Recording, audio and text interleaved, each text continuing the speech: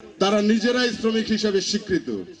সুতরাং ভোলা জেলা BNP office চত্বরে 10 ফেব্রুয়ারি দুপুরে শ্রমিক দলের প্রধান সমন্বয়ক অ্যাডভোকেট শামসুর রহমান শিমুল বিশ্বাসের নেতৃত্বে জুলাই আগস্টের ছাত্র শ্রমিক জনতার অভ্যুত্থানে শহীদ শ্রমিক দল নেতাকর্মীর পরিবারের সদস্যদের সাথে সাক্ষাৎ ও আলোচনা সভা অনুষ্ঠিত হয়।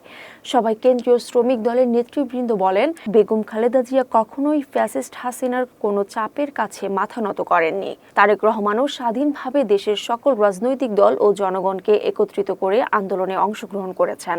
তারা অভিযোগ করেন, ফ্যাসিস্ট হাসিনা বিদেশি চক্রান্ত ও ভারতের সহায়তায় ক্ষমতায় এসেছেন। বিএনপির নেতৃবৃন্দ আরও বলেন, বেগম খালেদা জিয়া দেশের মানুষের মুক্তির জন্য আপোষহীনভাবে আন্দোলন চালিয়ে যাচ্ছেন। সভায় প্রধান অতিথি হিসেবে বক্তব্য রাখেন জেলা বিএনপির আহ্বায়ক গোলাম নবী আলমগীর। বাঁচাও মানুষ বাঁচাও আন্দোলনের ডাকের সূত্র ধরে বাংলাদেশের ফ্যাসিস্ট শেখ হাসিনা দেশি বিদেশি চক্রান্তকারী এবং ভারতের তত্ত্বাবধানে ওই দিন রাষ্ট্র ক্ষমতায় এসেছিল এই দেশকে পরাধীনতার শৃঙ্খলা আবদ্ধ করার জন্য।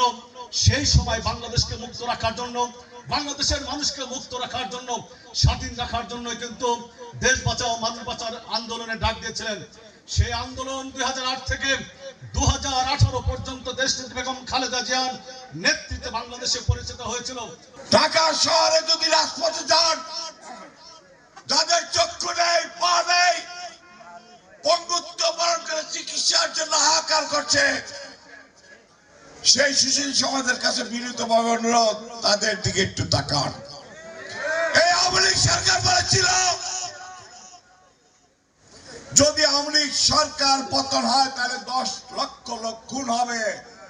কই 10টা লোক তো খুন হয় নাই। কারণ বিএনপি জনগণের দল। নির্বাচনের ব্যবস্থা নেন, কেন ব্যবস্থা নেন না? কারণ একজনের কাছে আরেকজন লাগিয়ে দেন, একজন থেকে আরেকজন লাগিয়ে দেন, ঝগড়ার একটা আশঙ্কা আমি লক্ষ্য করছি। কিন্তু আমরা ঐক্যবদ্ধ থাকবো দেশবাসী, ইনশাল্লাহ ঐক্যবদ্ধ থেকে আন্দোলন করে এই নির্বাচনকে আমাদের দেশে আমরা আনবই ইনশাল্লাহ।